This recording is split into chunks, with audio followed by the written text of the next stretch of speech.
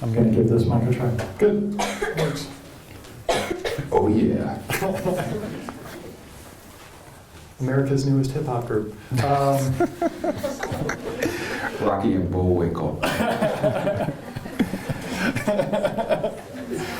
Did you know But that trick never works. Did you know at AP every Friday that John Affleck would freestyle in the cafeteria? Yes. You should ask him for an example right now. Not going to do the human beatbox tonight.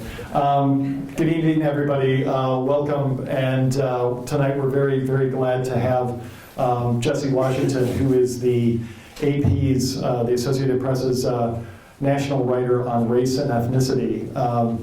Jesse's had a long and storied career in journalism, mostly with the AP, but not entirely. Jesse was born in Brooklyn and raised in New York City, and attended and graduated from Yale University, where he was on the last Yale team to beat UConn in men's basketball, and it was Calhoun's first year. So Jesse was a player on a team that beat the Calhoun Huskies. So, And I played a crucial role from the end of the bench that year.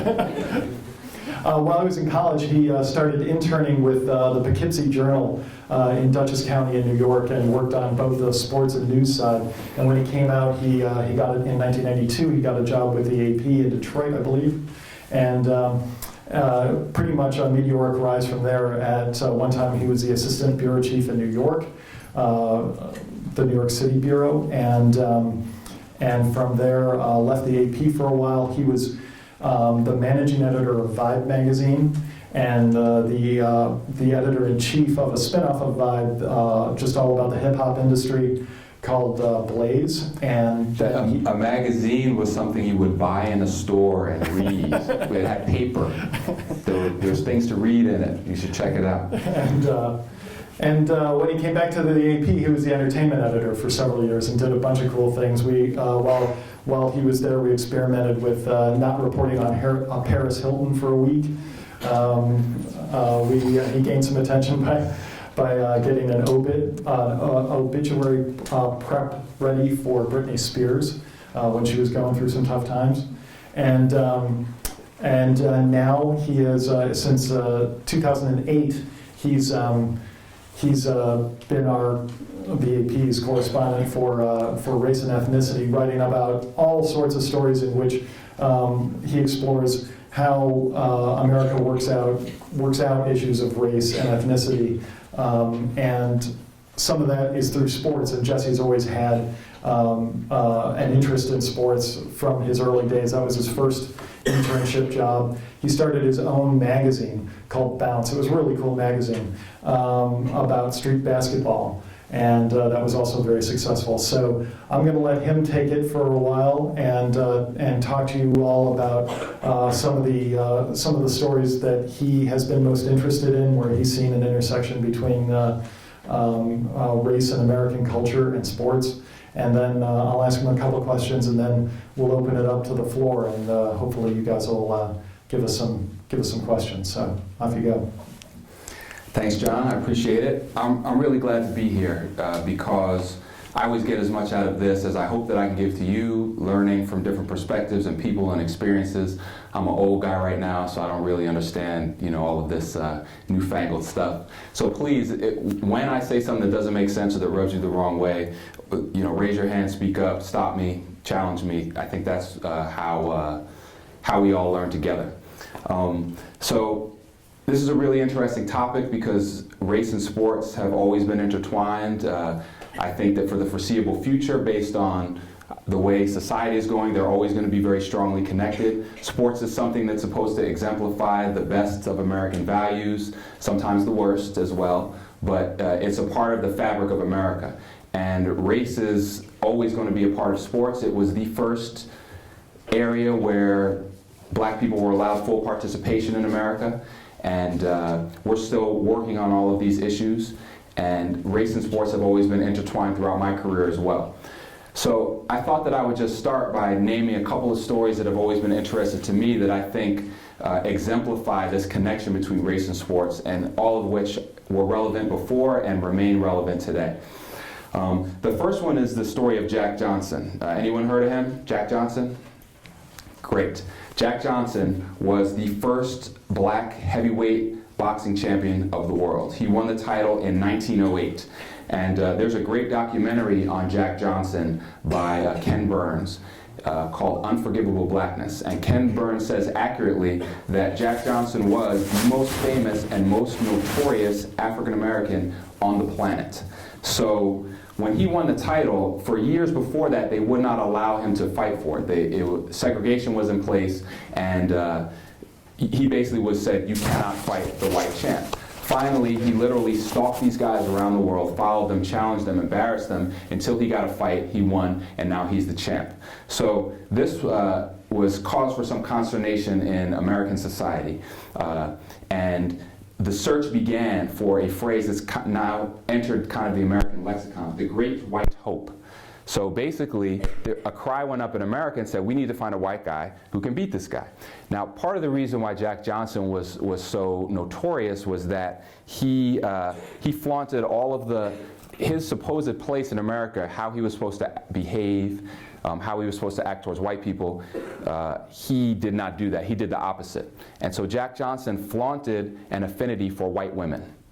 He traveled with white women. He openly had relationships with them. And this was another reason why America at large was in general determined to bring him down. So the search went on. He's the champion now. He's widely reviled. The search goes for someone who can beat him, and finally they bring the old champ out of retirement. Jack Johnson had never beaten this guy. He had retired undefeated. The previous champion, his name was Jim Jeffries.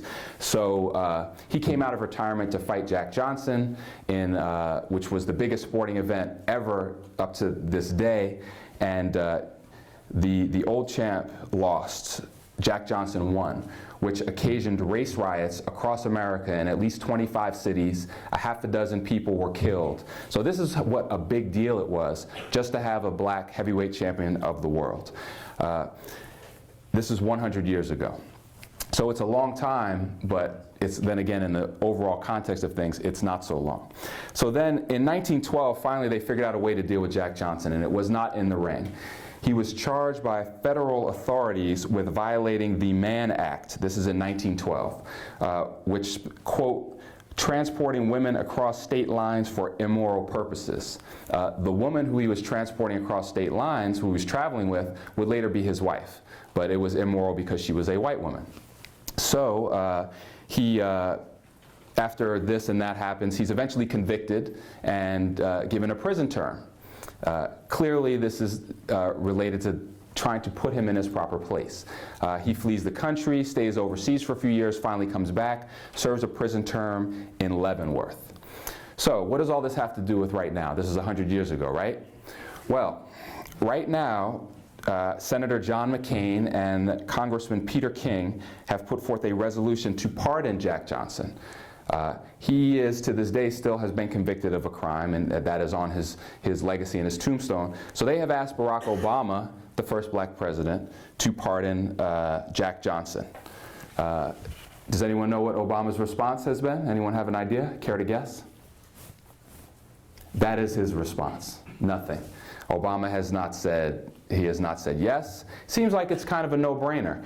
Everyone acknowledges that this was an unjust and racially motivated conviction, a racist conviction. Everyone acknowledges that Jack Johnson should not have been convicted of any crime, that he did nothing wrong.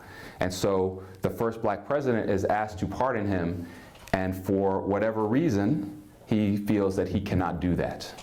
I think that there's a lot of very interesting reasons why that we could speculate on, and that's a topic for another day. But it says how relevant this issue still is, that 100 years later, after all of this nonsense, that all this stuff that we recognize as silly and stupid and ignorant, that we're still not really past it. We can't put it to rest.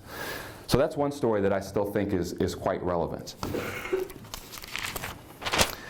The next intersection of sports and race I'd like to talk about is in our most popular sport, which is football. And the most popular position, the position with the most prestige, the position with the biggest paychecks, which is quarterback. Would anyone care to guess how many quarterbacks? There's 32 NFL teams. On opening day of this season, it was the most black quarterbacks ever starting in the NFL. Would anyone care to guess as to how many black quarterbacks were starting opening day of the season? Anybody? Come on, fantasy leaguers. Yeah, 4. We have 4? 6. 6. 8. 8. Anyone else? You are the grand prize winner. It was 9. 9 quarterbacks. Now, that's about 32, I don't know, I can't do math, so don't, 30-something percent? It's more than 25%. Okay, thank you. Last season it was 4 starting black quarterbacks. Now, the NFL is like 60-something percent black. What's going on with the quarterback position? Well, clearly, I mean, sports is a meritocracy. I mean, this is whoever has the most talent and the most ability, the best chance to give you to win the game is going to get the opportunity to play, right? I mean, this is America, right? I mean, it's talent and hard work that wins the day, right? This is what we're all about. But then when you look at this quarterback position, you might start to question that. Now, clearly the reasons for this, in the past, black people were flat out prohibited from playing quarterback. They were not allowed to play that position. Some of the reasons would be there was an idea that black people could not lead properly, that they didn't have the necessary intelligence to play the position, that they weren't smart enough, or they didn't have the overall character. There probably was some desire to say, well, the quarterback is the symbolic leader of our team and holds this special position, and we really don't want a black person in this position. But clearly, we don't think that way now. This is 2013, there's a black president, so times have changed. I don't think any coach in the deepest regions of whatever state that you want to point the finger at is going to say, I'm not going to start a black kid if he's going to give me the best chance to win the game at quarterback. But yet and still, the quarterback position is still overwhelmingly white in the NFL. So, I mean, the question remains, and this is another way that sports in America still is giving us ideas and putting forth topics that I think are worth some consideration as we work through these issues. So, the next sports and race story I'd like to talk about is Tiger Woods, my buddy Tiger Woods. As we know, Tiger Woods had some marital difficulties recently, and there were some women who came forth who were his extramarital companions. And would anyone care to guess? Now, Tiger was, I think before we go on, we should talk about his background. I mean, obviously, he's a great golfer, one of the greatest of all times, but that wasn't really the reason why Tiger Woods was such a transcendent figure. Tiger Woods was not white, and he was a great golfer, and this was unusual. I know I watched golf because of Tiger Woods, and if it was anybody else, I wasn't really interested. Even to this day, is Tiger winning? Okay, yeah, and then I'll move on, but I'm not really a golf dude. So Tiger Woods, though, did not say, he did not say I'm black. His mom is from Thailand, and his father is African American, and so Tiger Woods, anyone remember what Tiger Woods is, his racial identity, self-proclaimed? Anyone? Oh, I know somebody knows. You just don't want to say the word Cablinasian. This is Tiger Woods' self-proclaimed racial identity. I am Cablinasian. A combination, giving respect to all of his background. So Tiger Woods had about a dozen girlfriends exposed, and this really, he has yet to recover in his career. Would anyone care to guess how many of his girlfriends who came forth publicly were Thai? Asian? 0. I heard a whispered 0. Yes. Tiger Woods, every single one of Tiger Woods' girlfriends who came out was white. And so I'll take a quick detour. To me, at my job, this seemed like it was a story. But there was, let's just say that the editors were not really eager to go down this road and put this type of story on the Associated Press wire. And they're like, you know, I mean, do we really care? Like, is that our place to be talking about this? This was when there was about 3 or 4 girlfriends out. And then the next day, when it was up to 8 or 10, they said, okay, Jesse, go ahead and explore this story. So the question is, so what? Tiger Woods had he had exclusively white girlfriends. So what? Who cares? So that was the question that I had to ask. The first people who cared were black people. And this is one area of my job that I think is really important and that I would urge all of you to take into journalism or whatever field you pursue, which is look at all sides of things. Take your ideas that you have and your biases and your perceptions and try and find somebody who thinks the opposite way and talk to them. because if we only look at things from our own perspective, then we're only getting a part of the story. I don't think there is such a thing. They might kick me out after this. I don't think that there is such a thing as an unbiased journalist. We're people. People have biases. The questions that you choose to ask, the way that you choose to write something, the facts that you believe are pertinent is a biased decision.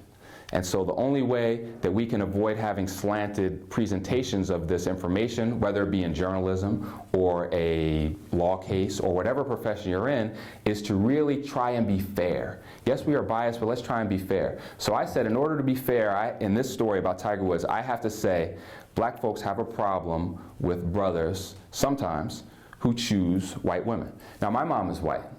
You know, my dad is black. And so I had to be able to put this out there. Is that right? Of course it's not.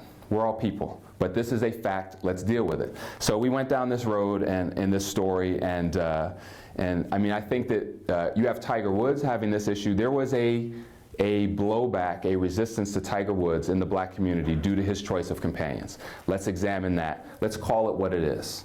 If we're going to call out Jack Johnson's attackers for attacking him because he chose white women, well, let's call out black people who are going to get on Tiger Woods' case for the same thing. Fair is fair. Let me just Yes. just ask you a question since we're on that topic real quick. Yes. Do you think the fact that Tiger had white girlfriends contributed both to the salacious nature of the story and to the coverage it got? I mean, the Tiger story was a story that I pointed this out in 412, I believe, and a couple of the other lectures I've done. The New York Post put Tiger on the cover 20 days in a row. It put the 9/11 Twin Towers destruction on the cover 19 days in a row. So he actually beat that, and I'm curious whether you think that part of what drove the story was simply the aspect of the girlfriends were white. I would love to say that it wasn't a part of it, but and as soon as you say New York Post, I'm going to go down to the bottom immediately. You know, I think it probably was. I mean, there is this, America has a fascination with sex, and then when you throw in anything that's more taboo, then this becomes more of a factor. I mean, let's just look real quick. I did take a chance before I got here to write down the American attitudes on interracial marriage. Gallup did a poll of about 5,000 people a few months ago. 87% of all people surveyed have no problem with interracial marriage. So you say, wow, that's great. That's 87. It's up from 4% in 1958. So 87%, this is great. 13% of people said that they did have a problem with it. So, I'm thinking, wow, 1 out of every 10 people thinks that my mom shouldn't have married my dad. What a bummer. For some reason, everyone thinks my mom is black, though. Like, maybe because her name is Washington and she got black kids or something, then they think she's black all the time. A lot of funny stories around that one. 87% of Americans overall are in favor of interracial marriage. 84% of white people are in favor of interracial marriage. 83% of people from the southern United States are in favor of interracial marriage. And I'll throw out one more stat. Now, what did Mark Twain say about statistics? There's lies, damn lies in statistics. So I'm not trying to, this may not mean anything, but I thought it was kind of interesting. I also don't think that Republicans are necessarily racist, so this is not a commentary of a political sort. However, there was a poll of primary Republican voters in Mississippi last year, and they said, quote, should interracial marriage be illegal, end quote, and 44% of the respondents said yes. So, these are some American attitudes about interracial marriage and about Tiger Woods and about Jack Johnson and about Barack Obama pardoning Jack Johnson. So you see now why I say that race and sports are together and remain together and for the foreseeable future will be. I think the Tiger Woods story was bigger because it was. Same way OJ was bigger because it was interracial. This is just the way we think. I also think that the odds of an athlete who can have his choice of anybody he wants and he is of a mixed background himself, to exclusively go in one direction, I think bears some, that's statistically significant. Okay. So that would be my argument for it. So anyway, those are three. The last story that I like to bring up is one that I know you all have been talking about, is the Redskins. And the argument over whether the team should change the name. It's a big deal, and I think it's very relevant. I did a story, the only story I've written about the Redskins was kind of got some folks mad at me, and it went down like this. The Associated Press did a poll of whether people thought that they should change the name or not. But then they just polled like average everyday Americans, and I thought that that was a little bit beside the point. It sounded to me like AP was saying, well, who gets to decide what's offensive or not? And that if all of America says, you know, Redskins, it's fine with me, but you're not Indian, so why do I really care what your opinion is on this name? Shouldn't we be asking the people who are affected by it? Shouldn't we be asking the people who feel that it's stigmatizing what they feel about this name? So AP did the poll. I said, well, I wonder what Indian people feel about it. I wonder what Native Americans feel about this name. So I went looking for some polls, and the ones I found were shocking. And by now you can figure out that I'm going to ask you for a guess. In the only poll conducted in the past 10 years of Native Americans, what percentage of Native Americans had a problem with the term Redskins? Anyone care to guess? Yes? 85%. 85%. Everyone? Everyone, 100%. What percentage of Native Americans in this poll had a problem with the term Redskins? The answer is 9% of Native Americans. How could this be? There's this outcry among Native Americans across the country to change the Redskins name, but when they polled people, they polled about 1,000, it was 9%. So I started digging into that. So what's going on? And then I found out, well, wow, here's a high school on a Navajo reservation in Arizona, Mesa High School. Their mascot is the Redskins. And then I started calling around and talking to folks, and then it was not hard to find Native American people who had no problem with the term Redskins. So this to me was relevant, and I wrote a story to that effect. And now me personally, I think the name should go. Clearly there are a number of people who are offended by Native Americans, and clearly Redskins is a slur. And also the way that the NFL and the Redskins were kind of trying to spin the situation made me laugh, and it was kind of absurd. A couple points that I'd like to bring up.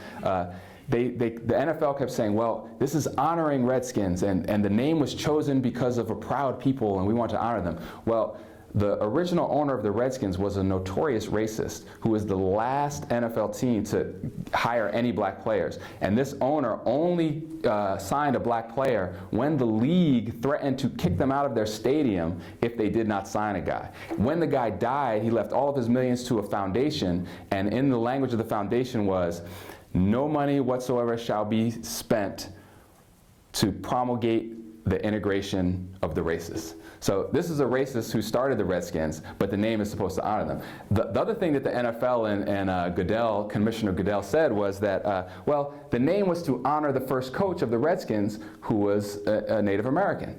So I looked the guy up. His name was Dietz, D-I-E-T-Z, legendary football player. Well, it turns out that Dietz was convicted of impersonating a Native American in order to avoid the draft, and went to prison before he became a football coach. So the team is named after a fake Indian. So anyway, but yet and still, there's all these Native Americans who say, I don't have any problem with the name. And so I explored this in a story. So that goes back to what I urged you before. Don't just take your own biases and run with it. Examine all sides of the story. But why do we care about the name of a football team? It's just a football team. In my mind, and I think that this is a very important issue in society today, is that how do we get to decide what's offensive? Who decides? Are the people with the money and the power going to say, well, this is how we feel, and so if you are offended by it, I'm sorry that you're offended by it, but it's not offensive. That's my favorite apology. For all of you who were offended, if you were offended by what I said, I'm sorry. Instead of, man, I messed up. You know, this is offensive and I'm not going to do it anymore. So I think that the Redskins thing really speaks to what kind of country do we want to have. Do we want to have a country where we consider what people who are not in the numerical majority feel? Do we want to make them feel welcome and included? Or do we want just whatever the majority thinks, we're just going to run roughshod over the rest of you guys, and you guys have to get in where you fit in? I think that those are important questions that sports sheds these lights on, and these are the 4 stories that I had, and so now I'll open it up to whatever you guys want to talk about. All right. Thank you very much, Jesse. Just to go a little bit further on the Redskins issue, let's just say that poll is accurate, and that it's a relative minority of even Native Americans who have a problem with the name. What's driving the story? What's the why now of the story, and why, I guess more generally, do certain moments throw racial relations and how we work out race in America into relief? I think part of it is that the Redskins are relevant again. They had a decent season, right? They got a great quarterback. They got a black quarterback who has caused a little bit of racial controversy himself. RG3 is probably more conservative than your average black individual.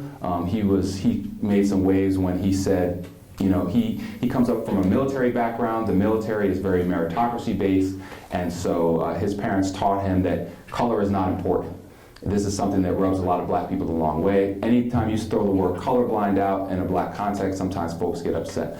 So I think that contributes to part of the why now. I also think the media chooses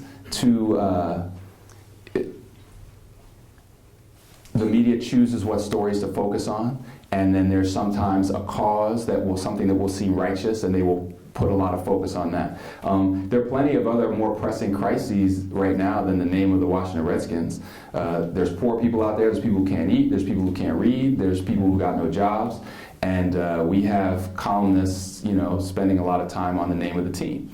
So I think also when they see an opportunity to make a point that has a moral basis, then that's attractive to people, to be able to take a stand. I'm not going to use that word, things like that. And then also our society has a disproportionate emphasis on sports. And so this plays right into that. So I think that those are some of the reasons why the Redskins thing is getting big right now. And it's a snowball effect also. It's gathering momentum. Congress folks are seeing the moment, and also I think we got a black president, and so now is a good time to talk about all these things that have been sort of simmering. I think so. Let me just ask you a little bit more about something that you raised in your talk very articulately, the issue of our own biases. And we have a lot of people here who are in the College of Communications and are studying to be journalists or have some other function in the media. Just an aside, about the time that Jesse took his current position, I left the position that supervised his position. So his predecessor worked for me. And so I ran into a phenomenon in the newsroom as you're trying to pitch stories, and you can back me up or knock me down, whichever it is that a lot of people, when you're covering race, will come to you and say, you should do a story about this because everybody knows it's like this. And then the next thing they say is their opinion, and they believe that everything is like that. So how do you work to get past your own biases? How do you work to get past other people's biases to see, and by that other people I mean editors and colleagues and people in the business, to get them to see, like, this is the story? Yeah, that's a great point, and it's a huge challenge. For the first 6 months that I had this job, I just wrote all the stories about things that I felt were important. And then these are things that people have been writing about forever. And I just felt like I wasn't saying anything that people didn't already know already. I think when it comes to covering race, because there have been so few black journalists historically in the profession, and because black views have been pushed aside and marginalized for so long, there's a large movement that still exists in journalism. Let's just tell the black side of things. Let's put a story about the black perspective. But I think the black perspective is out there right now. More interesting to me was how these different perspectives come together. And so I said to myself about 6 months in, I've got to start talking to people who do not think like I do. I've got to reach out to people who hold different views than I do. And I've got to challenge my own assumptions about what is right and what is wrong and what is important and what is not important. In this particular job, John, whenever I've pitched a story to an editor and they don't agree with, I want to write about something and they don't agree with the views of the people I want to write about. I'm trying to think of a good example. think that there was, after the Trayvon Martin, after the George Zimmerman verdict, there was a lot of people who felt angered by that verdict. A lot of white people felt angered by the whole reaction to the verdict, and the whole thing created a backlash, if you will. And I wanted to write about the backlash, the views held by a certain group of white people about what had happened. And I was unable to get that story through because the editors did not think that those views were legitimate, were worth writing about. It's no secret that most people in the media, for whatever reason, I don't really know why, are liberal. They've done surveys, they've done polls, and the majority of the people in the media are liberal. So I like to seek out conservative views, and I'm kind of all over the place in terms of my views. But I like to talk to people who don't think like I do, and a lot of times that means conservative folks. And when you try and write about that, you've got to put that into the mix. You can get resistance. So the big way to challenge yourself, though, is whatever way you think, whatever you think is right, find a smart person who thinks another way than you, and then talk to them, debate them, and really listen. Don't go in trying to prove your point. Go in trying to understand why they feel and think like they do, and then you will come out with more knowledge than you started, and a valuable perspective that I think is useful, super useful in journalism, and really useful in any profession that you choose. Let me just ask you a question that occurred to me just now as you were speaking, because I've seen your good work and seen some of the reaction to your work, and then we'll open it up. But how does it impact you when you see the reaction your work has? Because I will tell you that if you look at any reporter who has race as a beat, and Jesse is one of the few, the comment section is sort of hair-raising. It's very angry-making. People, it's like you put out honey. It's like a clam rally down there. Exactly. It's really exactly it. Yeah. It just racist. Look at this. Yeah. So how does that impact you personally? How does that impact you professionally? It doesn't bother me. I've had a lot of racism directed my way. I wish if I had my phone in my pocket, I could pull up. There's this one guy who emails me after every story, and every email has the word nigger in it. And he's just trying, he's trying to provoke me. I respond to there's 99% of the emails I get, I respond graciously, I respond trying to gently explain my position, and most of the time those people will write back something sensible, like they were kind of just angry or came off the wrong way. The 1% of the crazy ones, I don't respond to them anymore. I think that the reaction to the story, you have to be aware of it if you're trying to cover these type of issues, because it tells you about what's going on out there. It also helps me get a ton of sources. If you correspond with these people, then you can, when you need to get a source of somebody who I know might particularly be unhappy with interracial marriage, then, oh yeah, that's Fred from, Idaho. Email Fred, what's up, So the reaction is it can be hair-raising sometimes. I did a story about how, everyone likes to think that racism is pretty much stamped out. We elected a black president, everything is all good. Certainly things are tremendously better than they ever have been. And certainly things are getting better. The question is how much racism is still left, and how much does that affect society? If you just read the comment sections of any journalistic enterprise, you would think that we were still in 1965. Now, why is that? Are racist people overrepresented in those forums? Do people feel more free to anonymously speak their minds? I really don't know. Do people just act nice in public and then at night go home and write racist stuff on the internet? I really don't know the answer to these questions. I think they're worth exploring. Let's open it up to the floor. Has anybody got anything? Here, I'll bring you my mic. Hi, so I read earlier about obviously Richie Incognito from Miami Dolphins, and that he spoke to the Associated Press. Did you get to cover that story, or was a colleague of yours got to cover it, and what's your opinion? I didn't get to cover it. Most of the time, I try to avoid, if my beat is race, I try to avoid just writing stories that say, fill in the blank racist action happened today, and so-and-so said this and so-and-so says that. Because if you just write about racist or allegedly racist stuff that happens, that'd be a pretty boring life. I try to kind of bring a perspective to it, or to explore it in a way that can get more views out.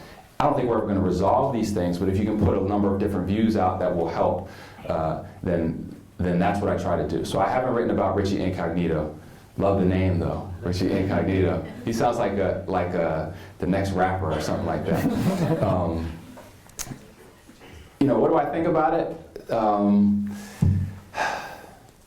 This is, on the one hand, I'm like the guy, Martin, the victim of the bullying.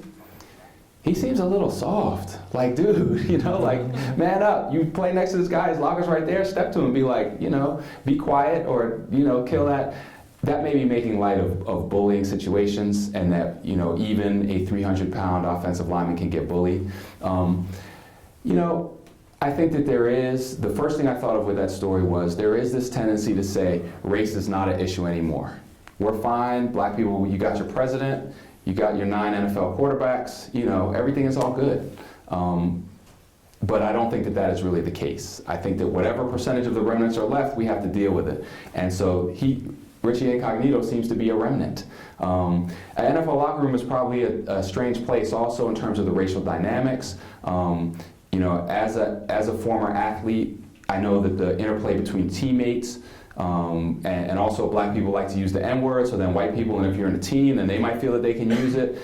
There's a line that can be accidentally crossed. The receiver from the Eagles had his little outbursts, and he was supposedly accepted back into his team. So I don't know enough about it to really, you know, but obviously I think that I don't think that anybody should I don't think any white person should use that word towards a black person unless there is unless they have like a signed permission slip, you know.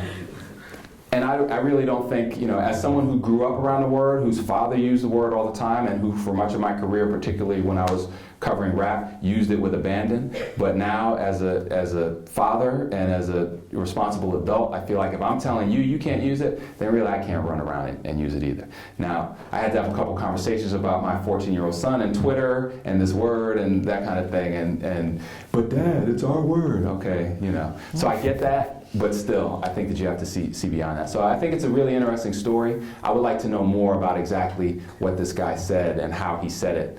And I don't want to make light of any bullying, but what I want to see I would like to hear from Jonathan Martin and see what he has to say about what this guy did.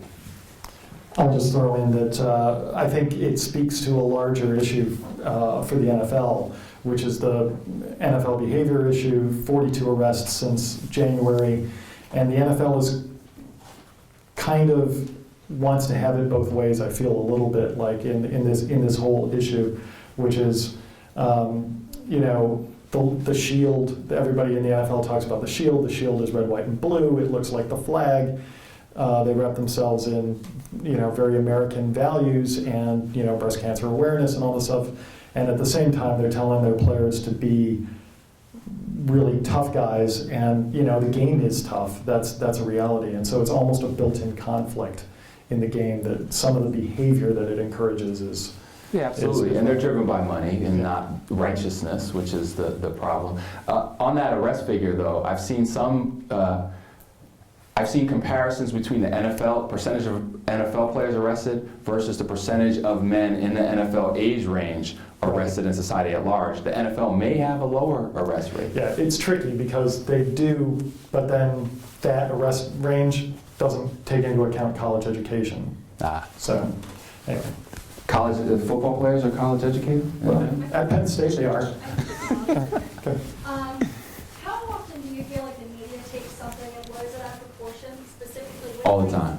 Because I have a lot of, you know, black friends that we joke around about stuff and they're cool about it, and I have a feeling that might happen in the locker room once in a while, and then it's taken and something's said and blown out of proportion. Mm-hmm. Well, I think that we frequently blow things out of, you know, what is blown out of proportion? At a certain point, a story takes on a life of its own, and you have to cover it as a media organization. You can't ignore it. There's development, you have to write about it. The biggest thing that I've seen that people said the media blew out of proportion was Trayvon Martin recently. It didn't have anything to do with race. The media made it about race. Well, his parents made it about race. His parents, and that was, their son was killed and nothing happened, nobody was arrested, and they wanted this guy arrested and jailed. And so they said, this is a racial issue, the attention came. I think that that was a claim worth examining, I think that there was no, well, that's a whole other conversation, I won't go down that road, but so then it becomes the perception, well, the media blew it out of proportion. I think that the media in that case did what we were supposed to do. We asked the questions, and there were no easy answers, and the answers are subjective. Race is a whole subjective thing. Race isn't even a biological fact, it's a social construction that we've came up with centuries ago to classify people into this side or that side so one group could have more power over the other. We don't even know if Tiger Woods is black or not, or Cablinasian or whatever. So it's so subjective, and then this lends itself to all this uncertainty. Blowing out of proportion, I think that there's airtime to fill, there's space to fill, there's content to generate, so clicks can make money and ads can be sold, and that sometimes elevates things to a level that is uncomfortable for people. There's X amount of hours on ESPN every day, and we got to talk about something. And if it's racial, that's going to drive the ratings. That's going to get people riled up. So I do think that the media sometimes does it. I think that restraint is something that we could do a better job of. But it's easy for me to say that now. Sitting up here, if I get an assignment tomorrow to go to Miami, I'm on the next flight out. Steve. I think you explained why this wasn't part of your talk because of your focus, the way you approach this. I lived in Washington, D.C. 30 years ago, and the name was an issue then.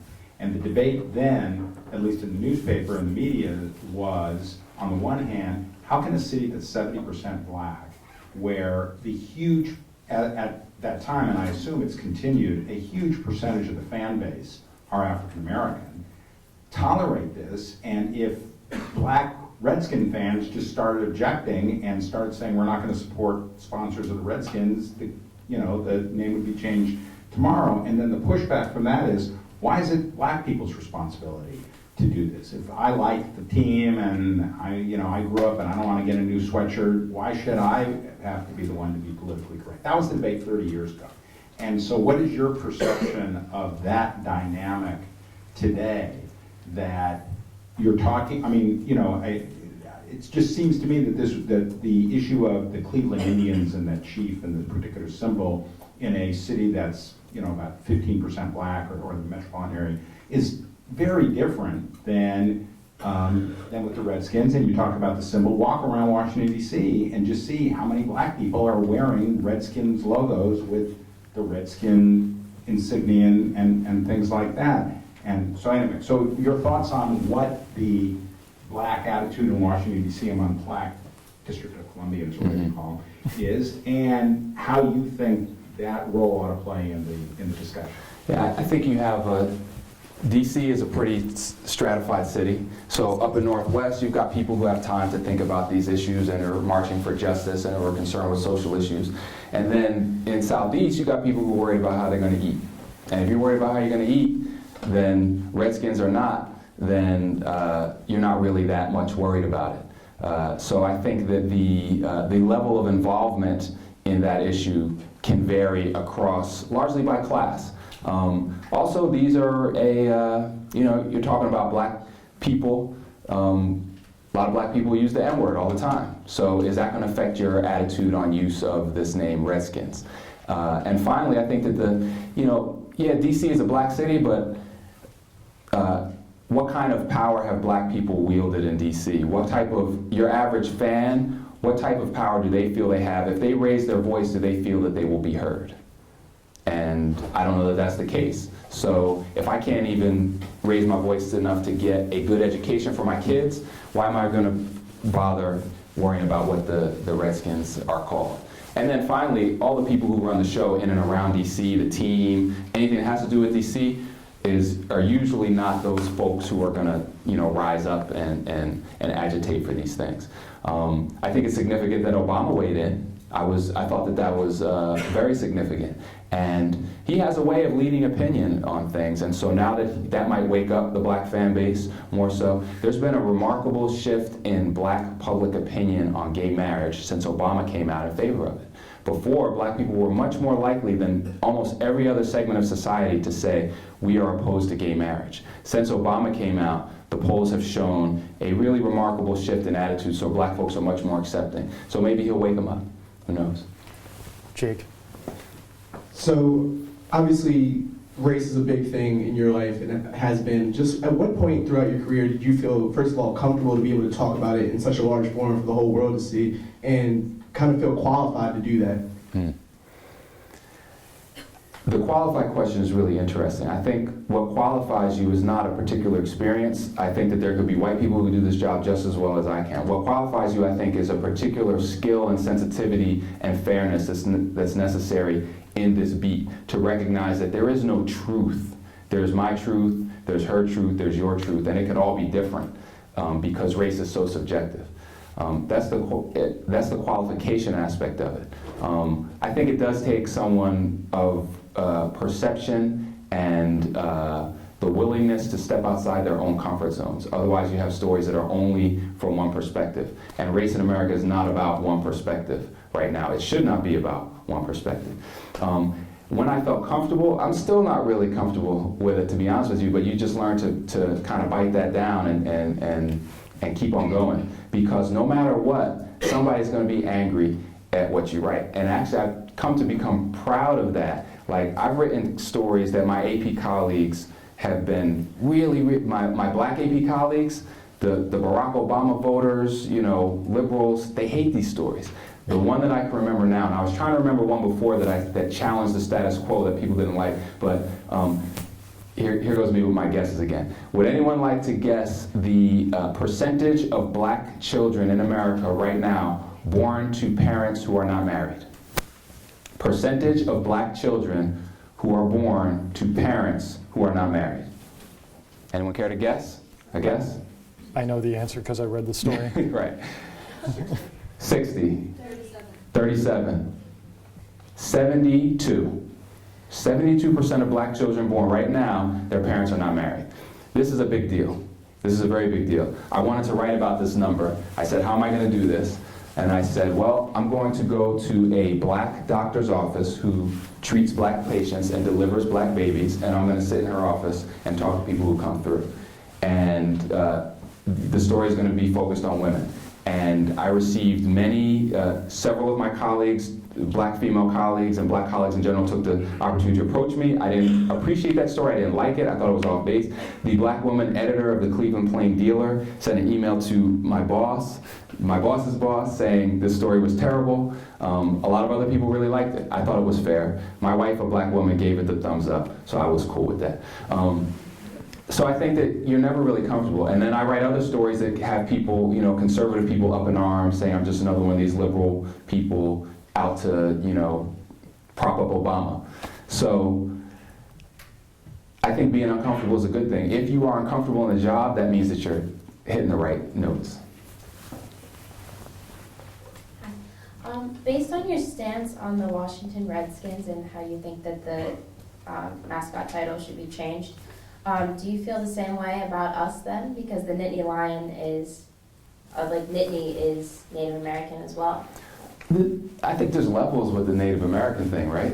Like Redskins is on a scale of 1 to 10, as far as a racial slur, it's a 10. It is it has been used. It is a slur. There's others that are more, vague. I interviewed people who, out in South Dakota, Native Americans who live on a reservation, who said the Fighting Sioux, the University of North Dakota Fighting Sioux, we love the name. We think it's great. We think it honors us. America is full of Native American names.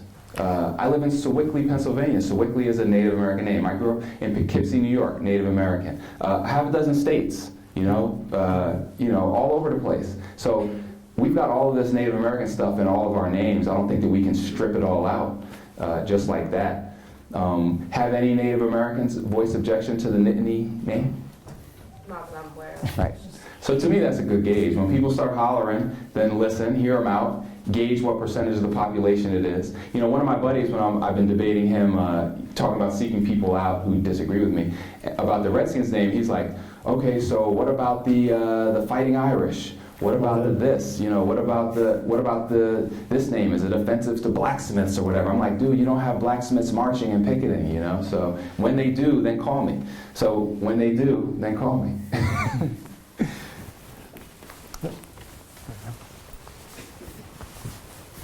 I did have to ask what the Nittany meant when I was coming into campus, and John took me to the statue. I left the offering and some incense and I'm curious, you mentioned that you mentioned that you want to find people who challenge your own opinions, and you've obviously voiced your opinion on the Redskins issue. So I'm curious as to what the best argument you have heard from somebody who believes that the Redskin name should stay. I think it's just that it doesn't, well, it's your ball, baby. John gave me a lifeline there. The best argument, I think, is that not all Indians are opposed to it.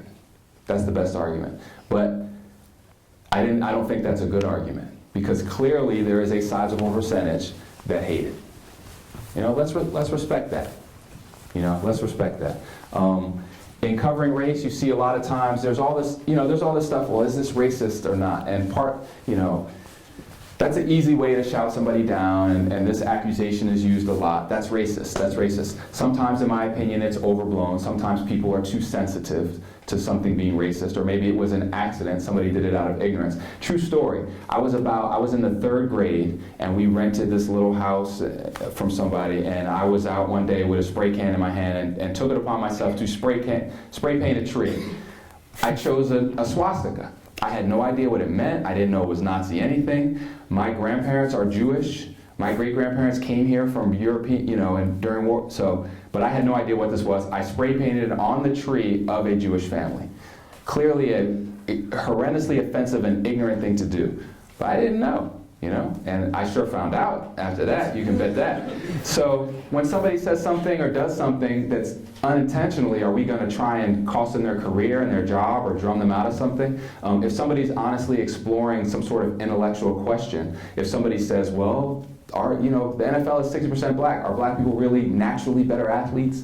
Are we going to, shout them down and get them, take their tenure away because of that?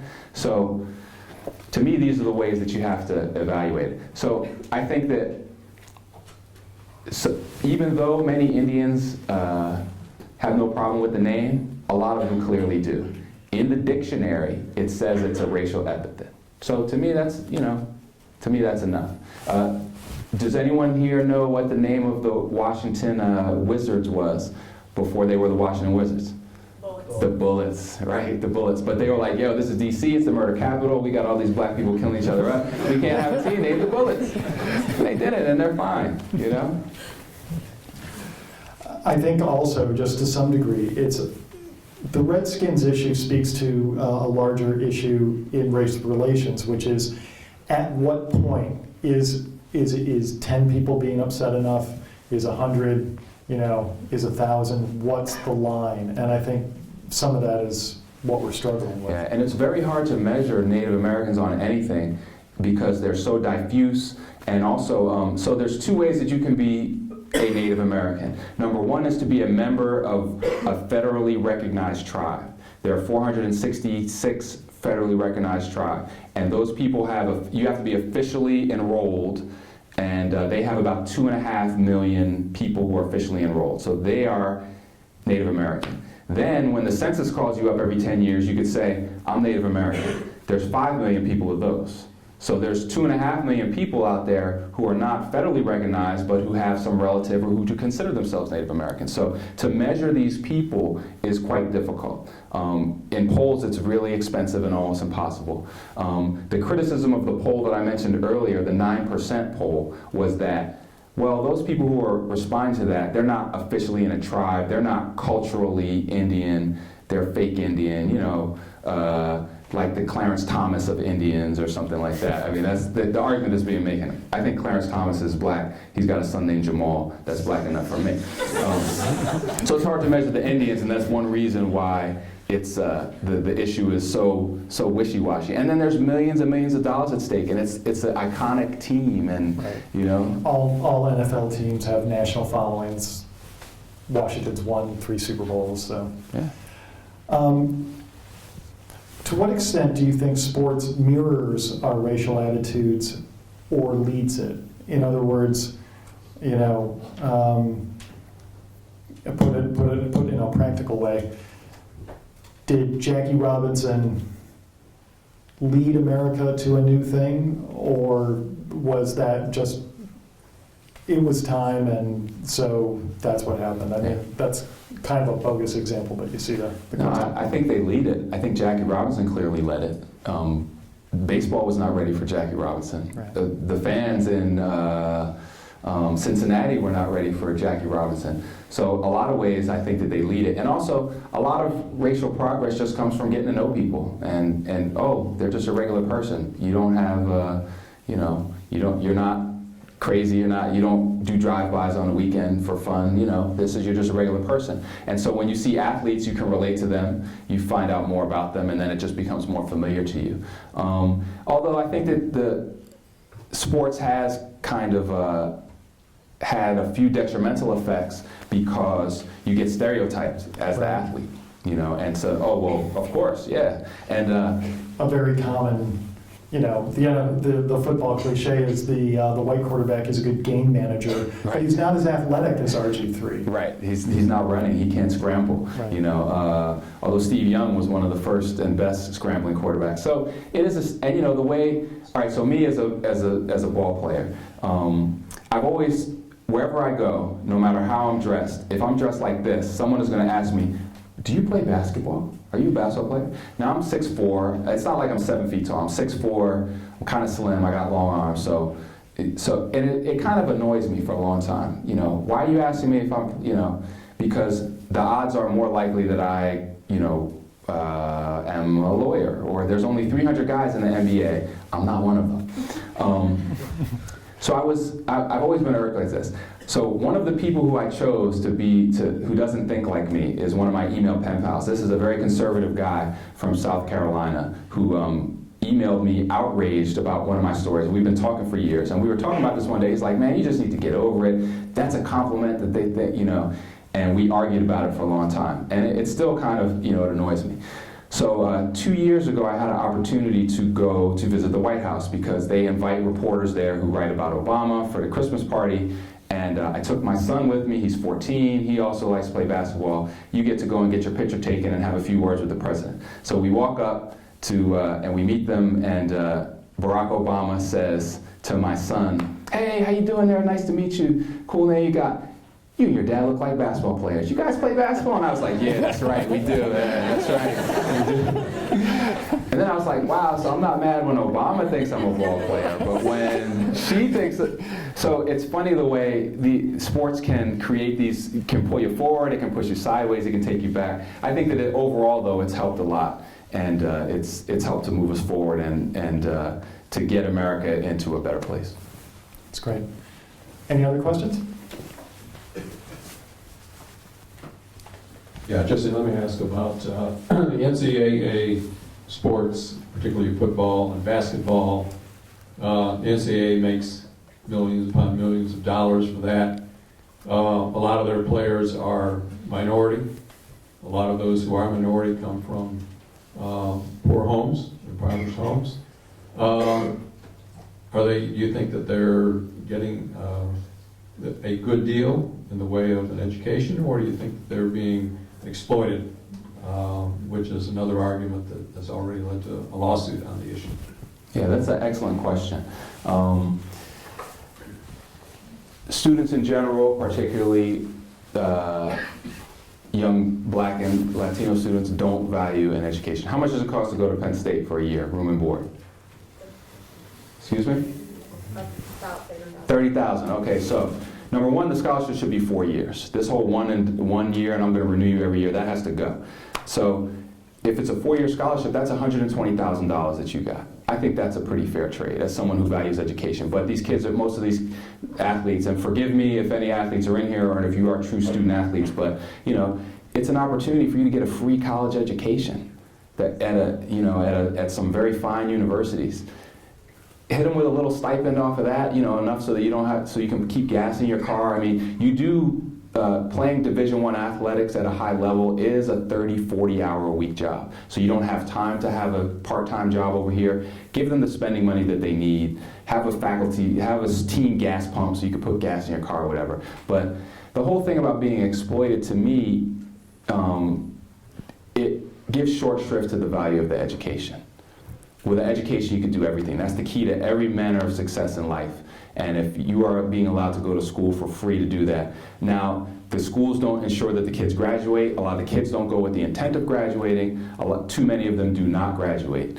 And so, sure, the universities are making a ton of money and you're selling a shirt with my name and my number on it. And okay, but I think that whole argument places the highest value on money. Money is the most important thing in this transaction, when to me an education is worth more than money. So if you're going to give me $120,000 or you're going to give me a college education, the guy with education is going to go further. So I would argue that they are being exploited a little bit, but not as much as everybody says they are. I think we'll leave it right there. Let's all thank Jesse for coming out.